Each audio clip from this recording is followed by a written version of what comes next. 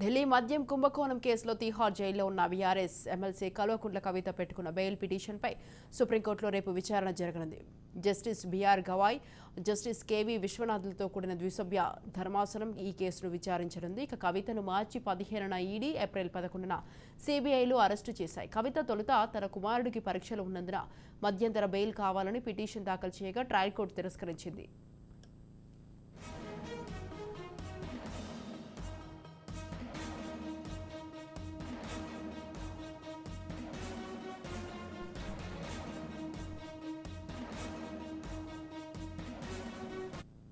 ఆ తర్వాత CBI, ED కేసులో సాధారణ బెయిల్ పిటిషన్ దాఖలు చేయగా మళ్లీ నిరాశ ఎదురైంది.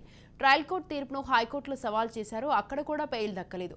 హైకోర్టు తీర్పును సవాల్ చేస్తూ సుప్రీంకోర్టులో క్రిమినల్ ఎస్ఎల్పీ దాఖలు చేశారు. ఇక రిజిస్ట్రీ వెరిఫై చేసింది. జస్టిస్ గవాయ్ ఆధ్వర్యంలోని ధర్మాసనం ముందుకు కేసు రానున్నట్టు తెలిసింది. సీబీఐ కేసులో ఈ నెల 21 వరకు, ఈడీ కేసులో ఈ నెల 13 వరకు ట్రయల్ కోర్టు కవితకు జ్యుడిషియల్ కస్టడీని విధించింది. దీనిపై ఆమె చేసిన అప్పీల్ని కోర్టు విచారణ జరపనుంది.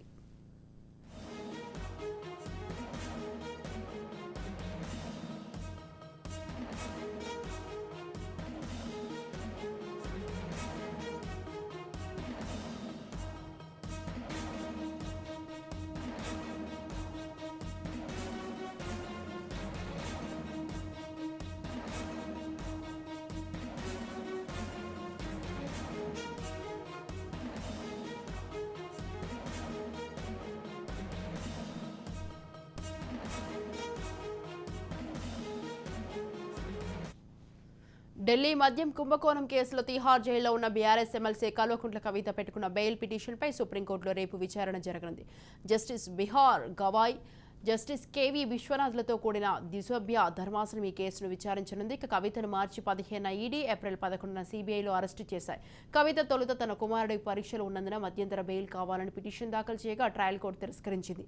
రైట్, ఈ విషయంపై మరింత సమాచారాన్ని Telangana bureau chief Mahender phone లైన్లో ఉన్నారు. మహేందర్, స్వాతి, తెలంగాణలో ముఖ్యంగా కవిత ఎపిసోడ్ మనం మాట్లాడుకోవచ్చు. తిహార్ జైల్లో ప్రస్తుతం కవిత ఉంది. లిక్కర్ కుంభకోణం కేసులో ఆమె జైల్లో ఉన్నారు.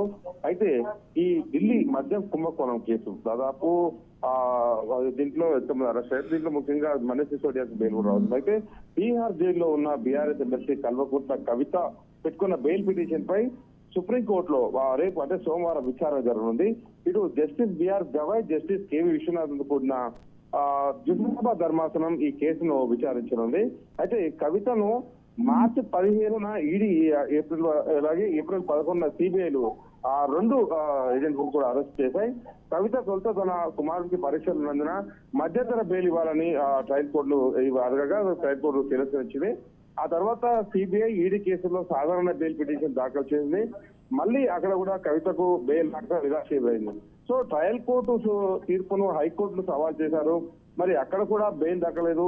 హైకోర్టు తీర్పును సవాల్ చేస్తూ మొన్న గురువారం సుప్రీంకోర్టులో క్రిమినల్ ఎస్ఎల్పి దాఖలు అయితే చేశారు. శుక్రవారం రిజిస్ట్రీ వెరిఫై చేసింది. మరి జస్టిస్ గవాయ్ ఆధ్వర్యంలో ధర్మాసనం ముందుకు ఈ కేసు అయితే రాంది. మరి సిబిఐ కేసులో ఈ నెల 21 వరకు, ఈడీ కేసులో ఈ నెల 13 వరకు ట్రయల్ కోర్టు కవితకు జ్యుడిషియల్ కస్టడీ అయితే విధించింది. దీనిపై ఆమె చేసిన అప్పీల్ ని కోర్టు విచారణ జరపనుంది. సో కవితకు ఈసారి బెయిల్ ఖచ్చితంగా వస్తుంది అనేటటువంటి వ్యాఖ్య అయితే మనం వింటూనే ఉన్నాం. ఇటు బీఆర్ఎస్ నుంచి కేటీఆర్ కూడా స్పందించారు. ఢిల్లీ మద్యం విధాన కేసులో ఉన్న ఎమ్మెల్సీ తన సోదరి కవితకు కొద్ది వారాల్లో బెయిల్ వస్తుందని ఆశిస్తున్నట్టు బీఆర్ఎస్ వర్కింగ్ ప్రెసిడెంట్ కేటీఆర్ పేర్కొన్నాడు. మరి ఢిల్లీ ఉప ముఖ్యమంత్రి మనీష్ సిసోడియాకు బెయిల్ లభించిన నేపథ్యంలో ఈ కేసు వివరాలు, ఇతరుల బెయిల్ నేపథ్యంలో మరి తనకి ఇతరులకు కూడా బెయిల్ వచ్చే అవకాశాలు లేని కేటీఆర్ చెప్పుకొచ్చారు. సరే, ఎన్ని రోజులుగా ఎన్ని కోర్టులు తిరస్కరించినప్పటికీ మరి ఈసారి రేపు ధర్మాసనం ముందుకు రాబోయేటువంటి కవిత బెయిల్ పిటిషన్ మరి ఈసారి బెయిల్ కవితకు వస్తుందా రాదా అనే దానిపైన అయితే ఒక ఉత్కంఠ నెలకొంది. మరి కేటీఆర్ మాత్రం దీనిపైన ఖచ్చితంగా కవితకి ఈసారి బెయిల్ వస్తుంది అనేటువంటి ఒక వ్యాఖ్యతో ఒక ట్వీట్ కూడా చేయడం అయితే మనం చూసాం.